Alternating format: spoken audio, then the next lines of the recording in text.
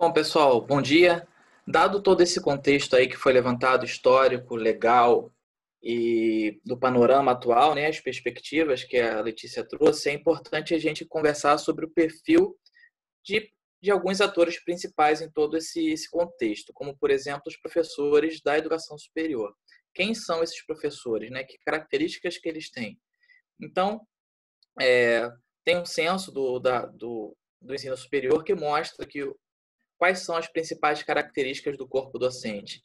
Então, nós, né, os professores que estão no ensino superior hoje, somos, em geral, da geração Y, temos cerca de 38 anos, ou seja, o que isso traz de importante? Isso traz de importante que a gente tem um contato com tecnologia, mas é um contato muito imaturo. A gente pegou o início da tecnologia, o início da internet.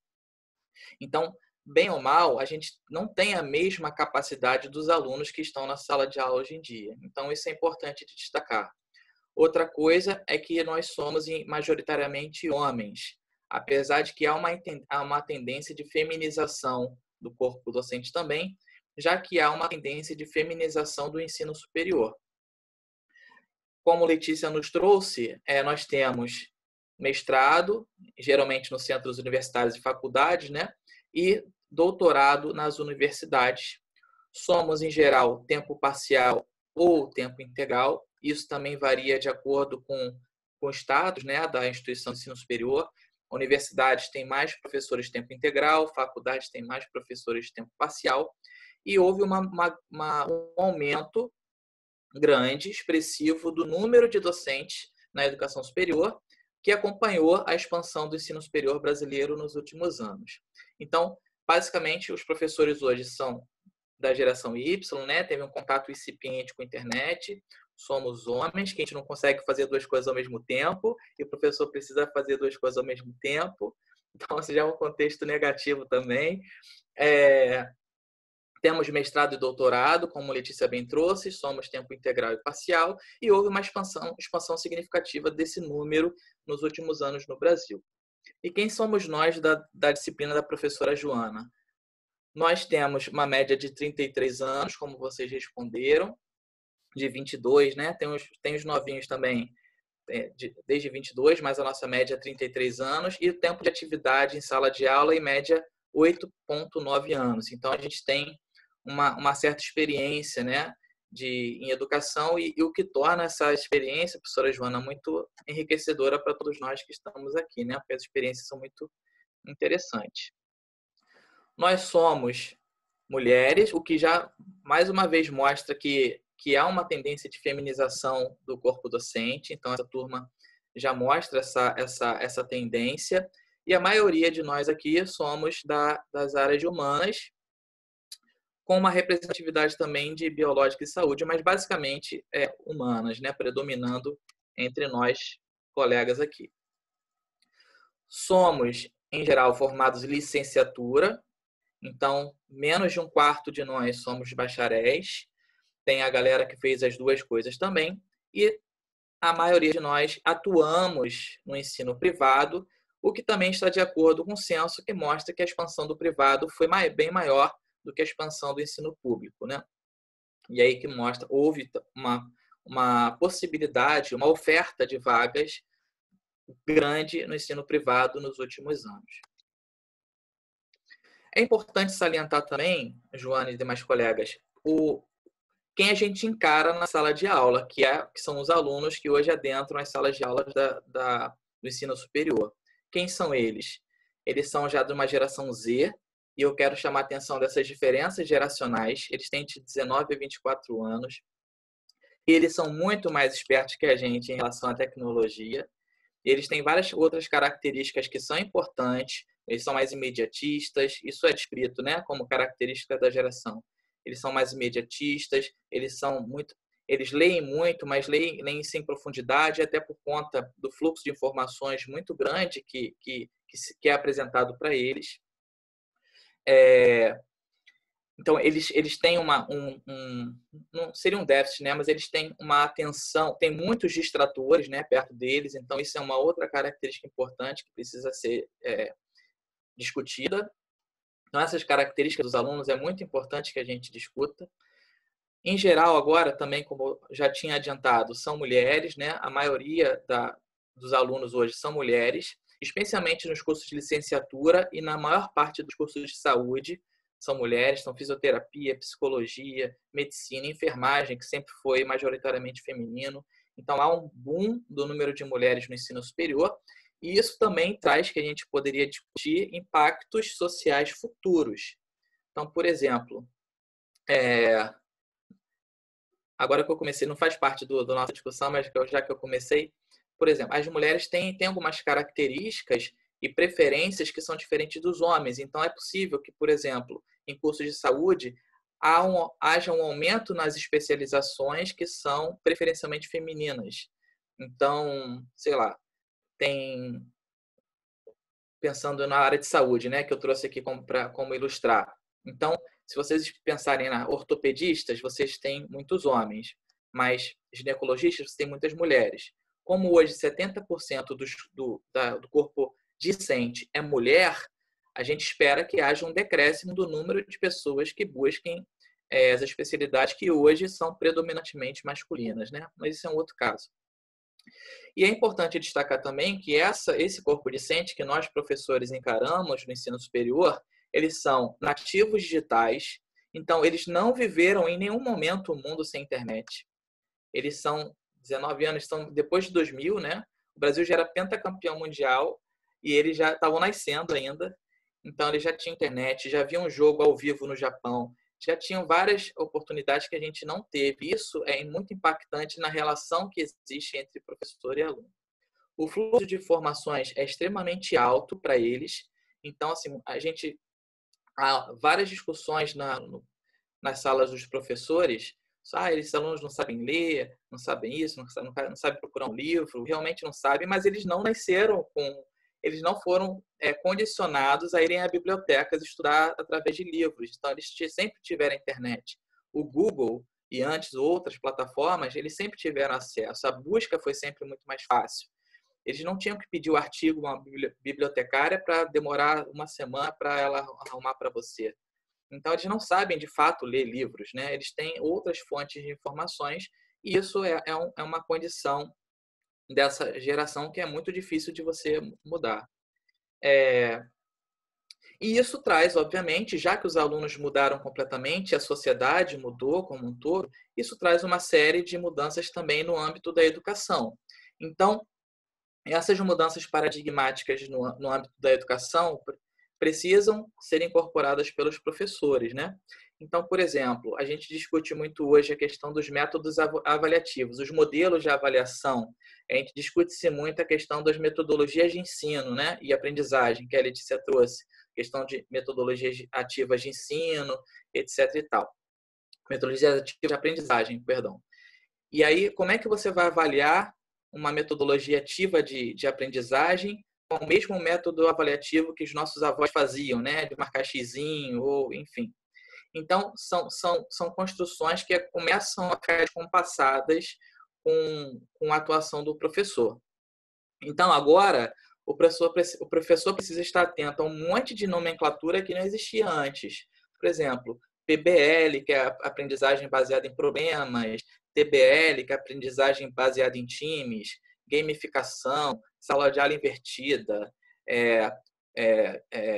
avaliação estruturada, screencast, podcast, microlearning. Tem um monte de definições educacionais que há poucos anos atrás não existiam e começam a ficar cada vez mais fortes e muitos deles, eu vou mostrar para vocês nos próximos slides, tem um embasamento, né, tem evidências científicas que mostram de fato que algumas dessas ferramentas são mais efetivas na aprendizagem dos estudantes que hoje adentram as salas de aula.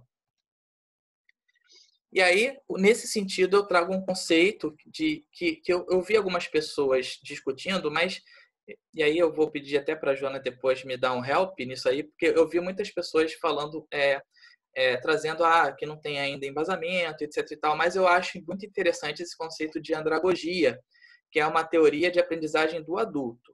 Então, se a gente está falando de ensino superior, o jeito que o adulto aprende é completamente diferente do jeito que a criança aprende. E aí eu estou falando de conceitos biológicos mesmo, de formação, né? O cérebro adulto já tem uma formação, chegou a uma plasticidade que é diferente da criança que ainda está sendo formado, né?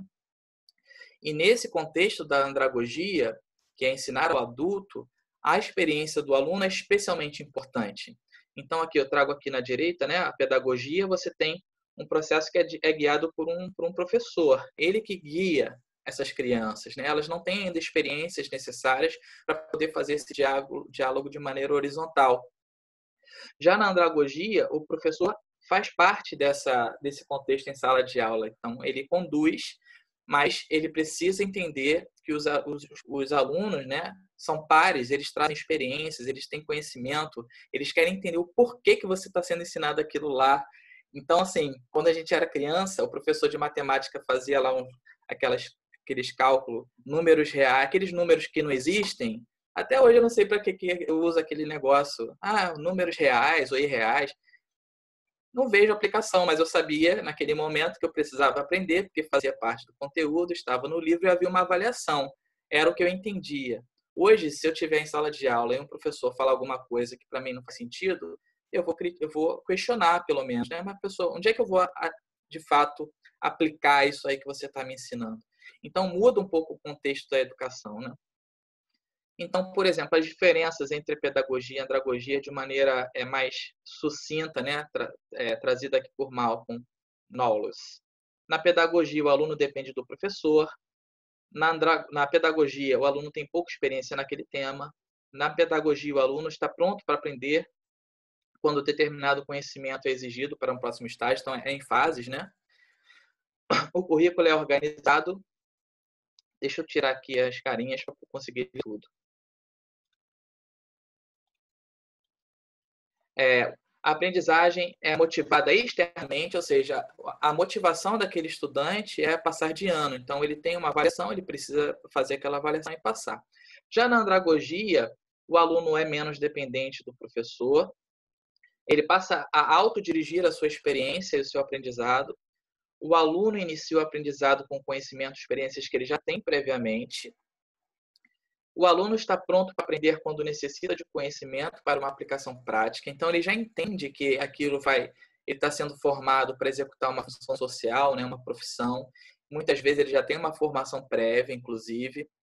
Então, ele quer melhorar aquela atuação dele. O currículo, no caso da andragogia, né, é voltado para a execução de uma atividade ou solução de um problema. E, ainda na andragogia, a maior influência de motivações são motivações internas. Então, assim, é uma coisa interessante da andragogia eu saber que aquele aluno que ali está na minha sala de aula, ele tem interesse. Então, se eu conseguir motivá-lo, ele já tem uma automotivação. Eu preciso preservar aquilo ali e transformar aquilo em algo cada vez maior, né? Causar nele curiosidade, causar nele inquietação, mas a motivação ele já existe. Ele já está ali aprendendo porque ele quer trabalhar, ou numa pós-graduação, por exemplo, que ele quer melhorar a sua atividade, como nós que estamos aqui, né? O que a gente quer, no fim das contas, todos nós já trabalhamos ou estamos próximos de trabalhar, somos adultos. E o que nos traz aqui? O que nos traz aqui é uma motivação de nos tornarmos profissionais melhores, de aprender com alguém que tem mais experiência e com os pares que também têm experiências. Então, no caso aqui, como eu falei anteriormente, a professora Joana é o nosso norte. Mas todos nós aqui temos experiências que podem contribuir com a formação dos demais colegas, né? O Dr. Mahan. Aí eu trouxe alguns autores, professora Joana, que não são muito conhecidos, porque eram só os autores dos artigos que eu lia, tá? Ele trouxe um quadro que eu achei bastante interessante, que ele trazia as premissas da andragogia e algumas ações que a gente poderia fazer, por exemplo. Os adultos eles já trazem algumas experiências de aprendizado e eles todos são diferentes e hábeis estão prontos para trabalhar. Então, o que ele propõe? Que a gente faça perguntas sobre os conhecimentos que ele já tem. Que a gente observe como professor aquelas habilidades que esses alunos trazem. E os adultos, eles escolhem se eles querem aprender determinado conteúdo ou não, porque eles acham que aquilo é importante ou não. Então, o que ele pede para que a gente faça, né? Que a gente observe? Que a gente comece uma instrução com um problema. Então, quando a gente apresenta o problema, o aluno entende aquele problema e sabe que precisa resolver. Então, a gente tem a chave para a resolução daquele problema que a gente quer estimular o aluno a fazê-lo, né? Então, são formas, são práticas de atuar como professor que diferem um pouco da educação infantil.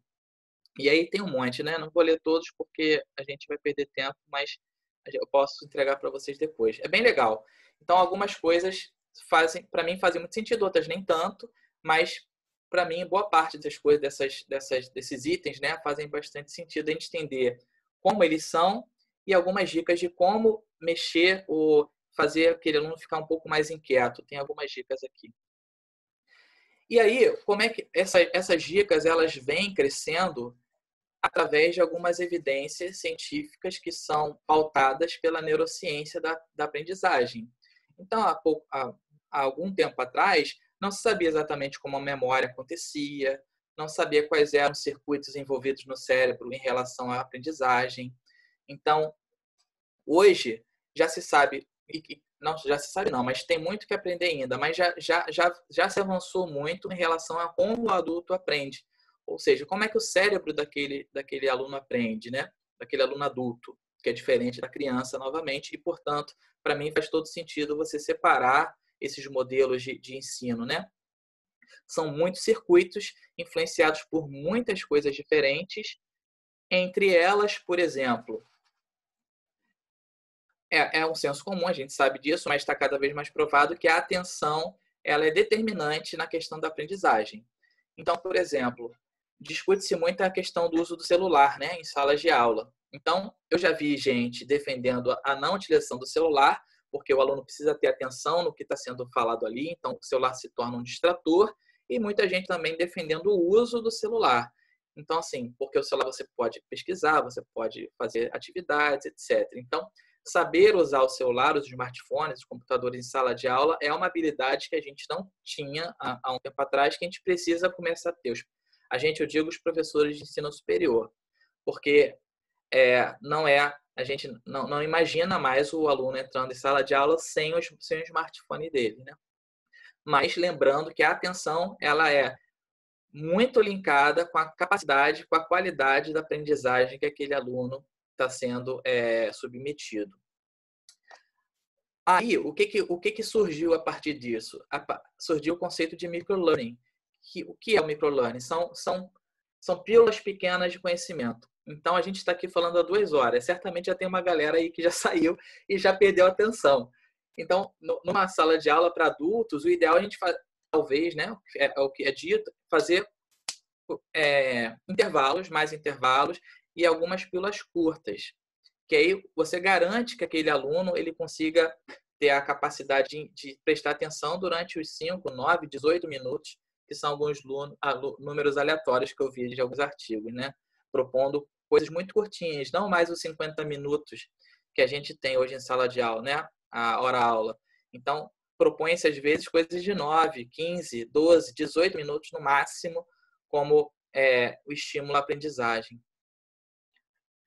Eu fico feliz, Joana, quando você faz essas coisas com a cabeça aí, porque eu vejo que eu não estou falando besteira. Eu estou ansioso aqui. Outra coisa é a questão da motivação. Então, assim, existem disciplinas, etc., que o aluno não está motivado, né? Ele precisa responder uma pergunta muito clara, e isso é uma função nossa. A gente precisa responder ao aluno para que ele está estudando aquele negócio. E é por isso que é interessante, muitas vezes, problematizar aquela sua aula, né? Então, por exemplo, eu dou aula uma das aulas que eu dou é de metodologia científica. Os alunos odeiam, em geral, metodologia científica. Porque, em geral, o pessoal fala regra da BNT,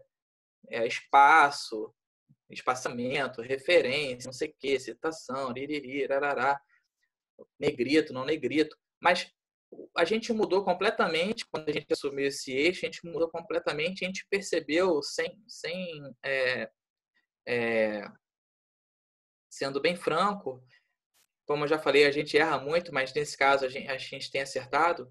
A gente mudou completamente quando a gente começou a fazer projetos com eles desde o início. Então, eles pensavam o projeto, eles bolavam a pergunta que eles queriam responder, eles bolavam a metodologia deles. E a questão da escrita era a gente deixava lá para o final. Eles faziam de qualquer maneira, a gente só botava um template, a ordem, né? Explicava por que tinha que ter a ordem, e eles iam montando um projeto lá no início do curso. Quando eles chegavam no TCC, eles meio que já tinham um projeto que eles tinham montado lá no início. Então, aquilo tornou o jeito de aprender pesquisa muito mais interessante. E como é que a gente viu que isso foi efetivo? Porque cada vez mais alunos começaram a procurar a gente, a coordenação. A gente viu um aumento exponencial do número de produções em congressos e artigos que foram publicados pelos alunos. A gente viu a criação de grupos de pesquisa. A gente viu o aumento do número de bolsistas do nosso curso nos programas de iniciação científica, porque era ínfimo. Então, a gente viu que mostrar como fazer, a importância daquilo, né? Fazer com que eles desenvolvam problemas era muito mais eficaz do que simplesmente passar as normas da BNT na aula de metodologia científica. Outra coisa importante que já está sendo bem descrita é a questão das emoções. Como é que as emoções interferem no aprendizado? Então, hormônios como o cortisol, que é o hormônio do estresse, né? O ideal é que você esteja num nível médio de estresse para que você aprenda. E às vezes você fazer quebras durante a aula, você mudar a forma, você apresentar uma metodologia diferente, alternativa, ou você botar eles, você começa expositivo e de repente você muda para que eles sejam ativos. Isso cria essas alterações de estresse e faz com que aqueles alunos tenham uma aprendizagem mais sedimentada, que é o aluno com papel ativo, né? Então você causa um grau de estresse, só não pode ser exagerado, né? Então tem alunos que você bota para apresentar, eles se tremem todo e aquilo ali vai ser mais traumático do que de fato uma aprendizagem para ele. E isso traz com essa questão das metodologias ativas de ensino, né, que eu mostrei para vocês aqui no final, que é importante para motivá-lo, para envolvê-lo, né, para torná-lo parte daquela aula. Ela também se pauta na questão da pirâmide da aprendizagem, que mostra, apesar de não ter artigos científicos que comprovem ela, é meio que consenso que a gente, de fato, aprende mais quando a gente está praticando, quando está ensinando aos outros. Então, por exemplo, no meu caso, eu aprendi muito mais fazendo essa apresentação para vocês, porque isso me causou um estresse, uma apreensão, um nível de atenção muito maior do que se eu tivesse somente ouvindo, né? E essas coisas que vocês fazem, né, que os colegas têm feito, de fazer os grupos, de me discutir, etc., também é um momento que a gente se envolve mais e às vezes a gente está meio dormindinho assim e a gente dá um up nesses momentos pós-intervalo. Então, ler, ouvir, tem um nível de aprendizagem, de retenção de conhecimento muito menor do que se você está praticando alguma coisa. E aí se pauta as metodologias ativas de aprendizagem, que o aluno é ator, né, do seu próprio aprendizado.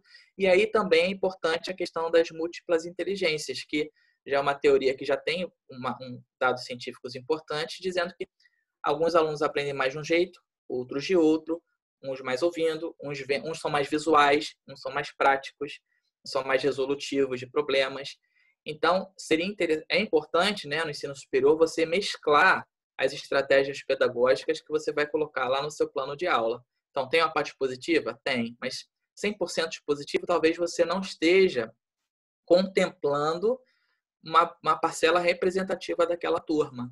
Então, a exposição com uma metodologia ativa talvez seja interessante. Você disponibilizar uma leitura adicional ou um vídeo, né? Isso é sempre interessante porque você contempla várias emoções, vários sentidos que isso vai fazer, pensando na aprendizagem do aluno, isso vai fazer com que eles vão reclamar que está dando muito material, mas pensando, né, na questão da educação, você está dando a eles uma aprendizagem maior. Talvez lá na frente, você não vai ser chamado para ser amigo da turma, nem o paraninfo, mas lá na frente, talvez você tenha uma lembrança positiva. Pô, aquele professor lá, eu lembro tudo que aquele professor falou, eu vou fazer uma prova, pô, lembra aquele professor falando, ou aquela atividade que eu fiz.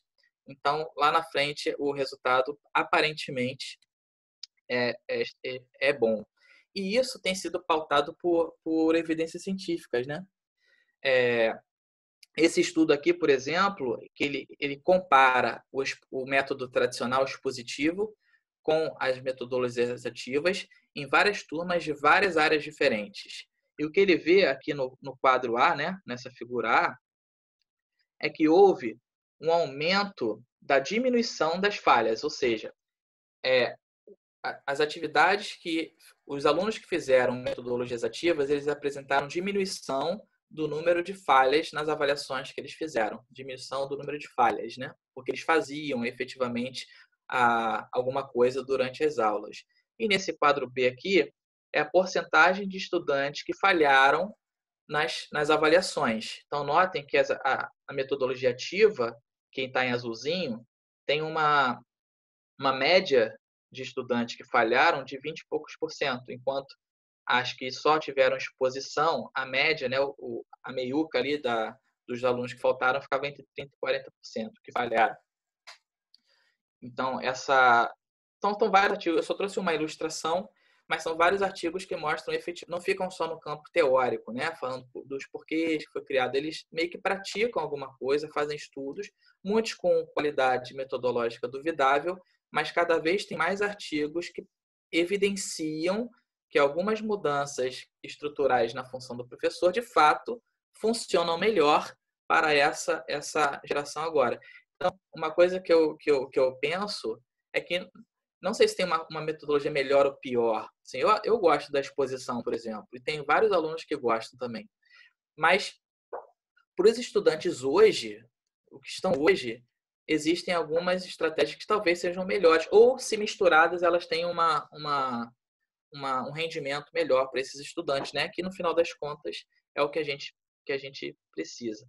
Eu trouxe algumas ilustrações aqui, que eu não sei se vocês conseguem ler. Também não está abrindo. Então, vou passar.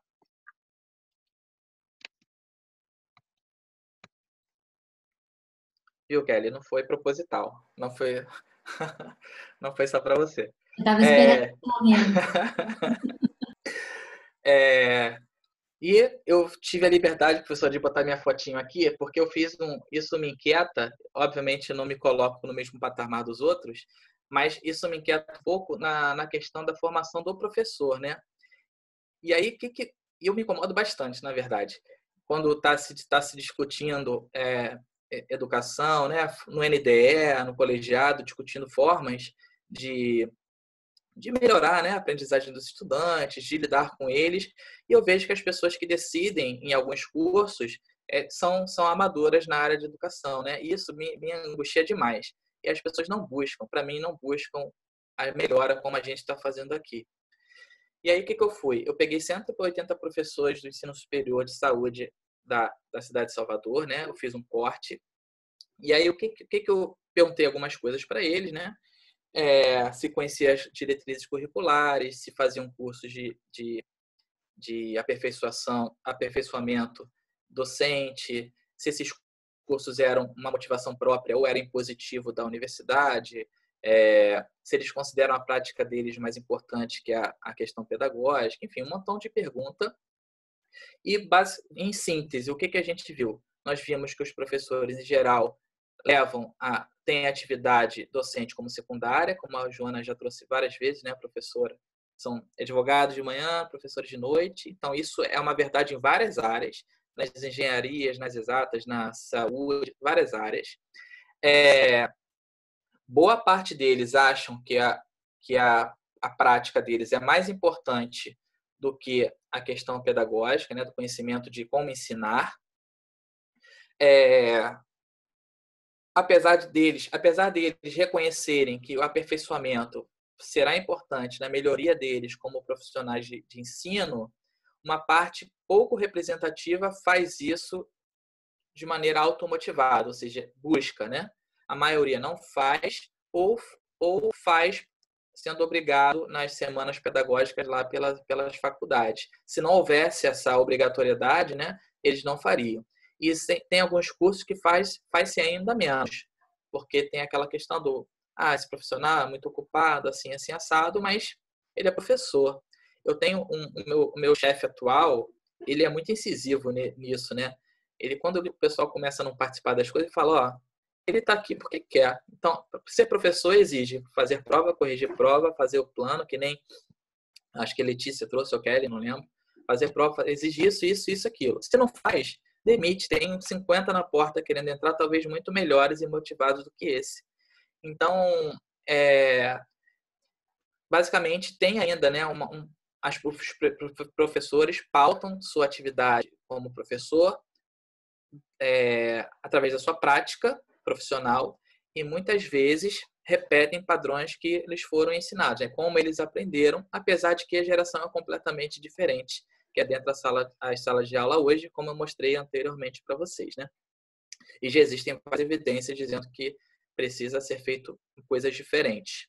E aí eu achei uma coisa interessante, que o gênero ele se relacionava com o fato de os professores acharem a parte pedagógica menos importante. No caso, as mulheres achavam que a parte prática era importante, mas a parte de saber ensinar era mais importante quando comparado aos homens, né? E aí mostra novamente que as mulheres são mais evoluídas do que a gente em vários outros aspectos também. Então tem a questão do cuidado, né, com o estudante, que os homens muitas vezes não têm. E aí, o perfil do professor hoje é um perfil antenado. Ele participa de comunidades online. A gente já discutiu isso aqui em uma outra ocasião, né? Os alunos são nossos colegas do Facebook, são nossos amigos do Instagram, sabem se a gente está no final de semana bebendo cerveja, ou num churrasco, ou numa festa, sabe se a gente está namorando, se a gente está casado, se a gente está terminado. Eles sabem tudo porque eles acompanham a gente e criam um vínculo. Mesmo que não existente no presencial, eles têm um contato conosco que há 10 anos atrás não existia. Existe também a questão dos bate-papos, que a gente é um alvo muito fácil para eles, né? WhatsApp, Instagram, eles têm facilmente. Existem muitas formas de você divulgar o seu conhecimento. Então, não é só na sala de aula e livros, você pode usar blog, você pode fazer um site, você pode usar o YouTube, você pode usar o Instagram. Existem uma enormidade de ferramentas que muitos de nós desconhecemos e eu me incluo nisso, né? Todo dia eu aprendo uma ferramenta nova. Então, eu trouxe aqui o Zoom, que a gente usa hoje, mas já existia. Agora a gente está usando, né, para aula, mas o Zoom, o Google Meet, o Teams já existiam já há algum tempo. Alguns, inclusive, com uma perspectiva educacional, que já tinham a levantar a mãozinha, já tinha não sei o quê, já tinha salas específicas.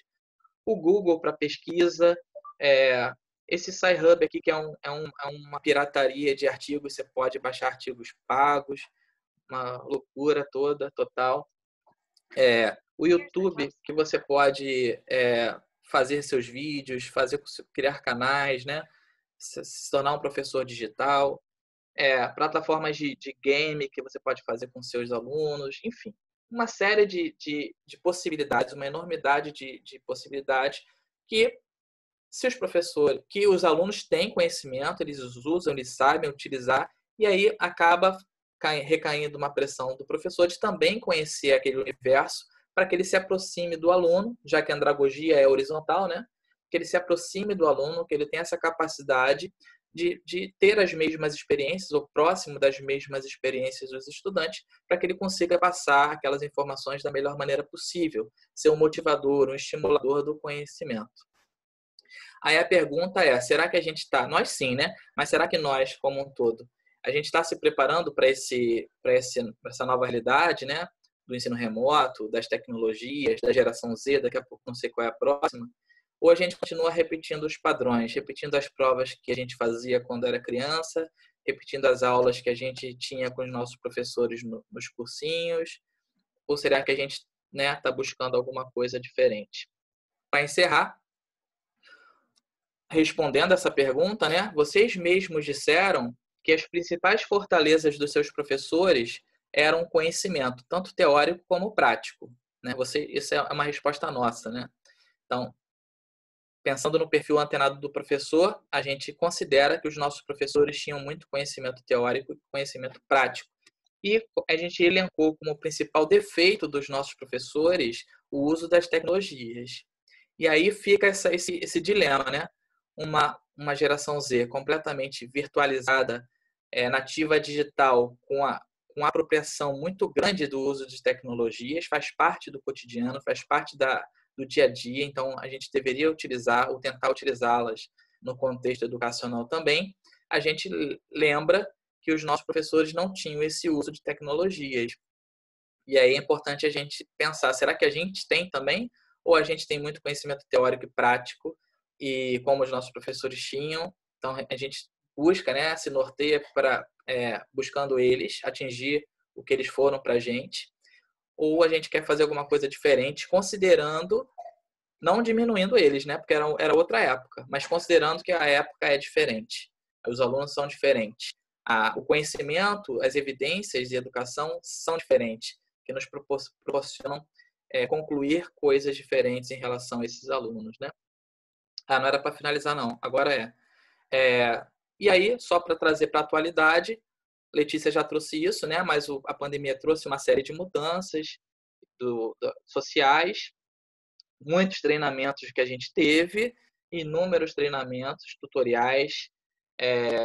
Foi aprovado até 2021 as aulas remotas, mas nós todos fomos formados no presencial. Ou seja, a nossa formação é 100% de todos nós aqui. Todos nós fomos formados 100% no presencial. E agora nós somos 100% professores de ensino remoto. E aí que não casa, né? E aí tem essa construção que é interessante a gente discutir. Por isso tem sido muito difícil, eu acho, para todos nós, né?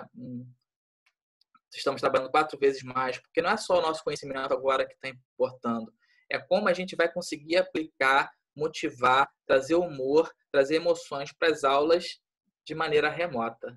Então, essa é a grande jogada e a pergunta que fica